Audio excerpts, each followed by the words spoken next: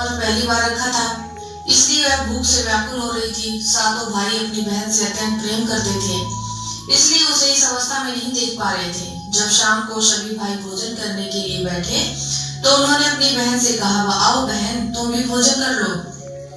बहन बोली, भैया आज मेरा करवा चौथ का व्रत है, इसलिए चांद निकलने पर उसे अर्घ्य देकर ही भोजन करूंगी।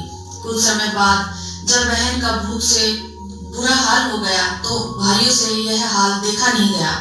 तब उसके भाइयों के सब्र का बांध टूट गया और उन्होंने अपनी बहन के व्रत को खुलवाने का निश्चय किया।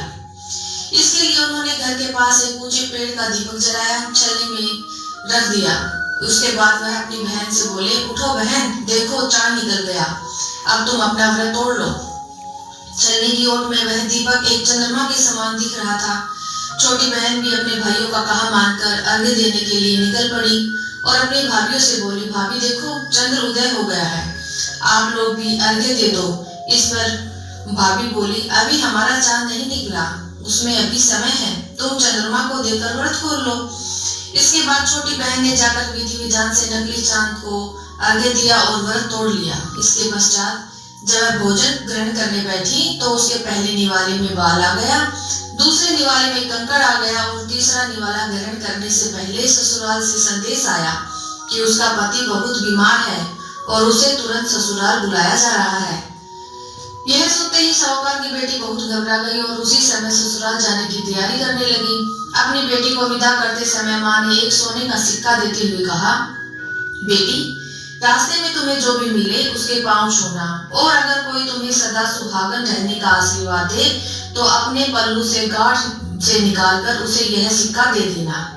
उसने ऐसा ही किया। रास्ते में मिलने वाले हर व्यक्ति के पैर छुए, लेकिन किसी ने भी उसे सदा सुहागन होने का आशीर्वाद नहीं दिया। जब वह घर पहुंची तो दरवाजे पर उसकी छोटी ननद खेल रही थी।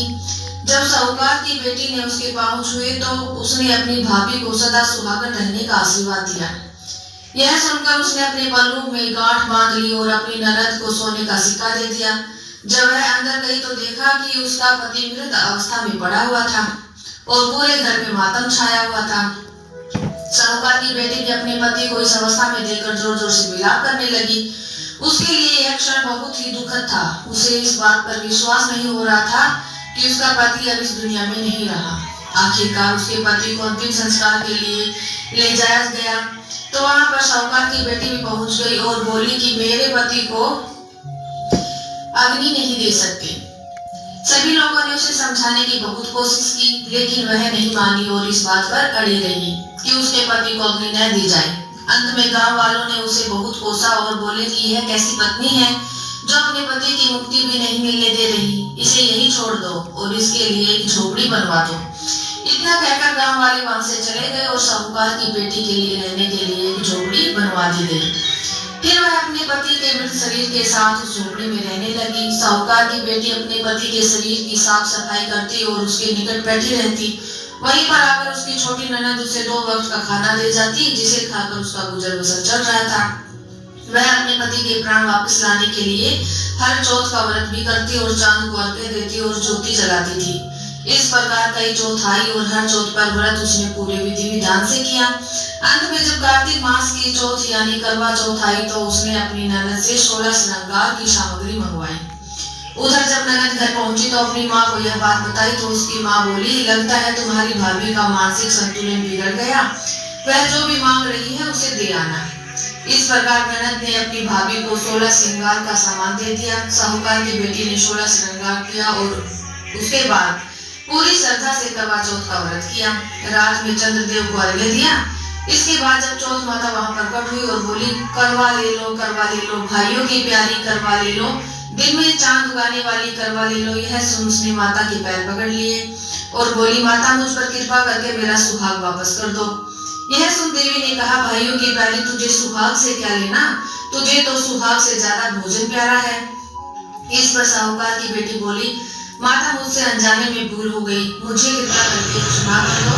तब माता बोली, बेटी मेरे पांव छोड़ दो, मेरे जाने का समय हो गया है। लेकिन साहूकार की बेटी नहीं मानी और बोली, नहीं माता, जब तक मुझे मेरे पति के प्राण वापस नहीं मिल जाते तब तक मैं आपको नहीं जाने दूंगी। जब माता ने बार बार कहने पर भी उसने पैर नहीं छोड़े तो माता का दिल भी पिघल गया। और उसकी निष्ठा को देखते हुए वह बोली कि क्या तुम अपने सुहाग की सामग्री मुझे दे सकती हो? इसके उत्तर में साहूकार की बेटी बोली, माता आप सुहाग सामग्री क्या मेरे प्राण भी ले लीजिए, बस मेरे पति को लौटा दीजिए। और इसके पश्चात उसने माता को श्रृंगार की सामग्री अर्पित कर दी। माता ने अपनी आंख में काजल, मांग से सिंदूर निकालकर उसके पति पर छिड़क दिया। इस प्रकार माता की कृपा से साहूकार की बेटी का पति जीवित हो उठा। उसने माता के पैर छुए और उन्हें प्रणाम करते हुए बोली, माता जिस प्रकार आपकी कृपा से आज मुझे अपने सुहाग के प्राण लौटाए हैं, उसी प्रकार आप इस व्रत को करने वाली सभी सुहागनों को अखंड सौभाग्यवती होने का आशीष देना। जो भी इस व्रत को करे और जो भी इस कथा को पढ़े या सुने, उन सभी पति पत्नियों को दीर्घायु प्रदान करना, सबको उत्तम फल देना। करवा चौथ माता आपके व्रत को सफल बनाए, इसी कामना के साथ जय माता दी।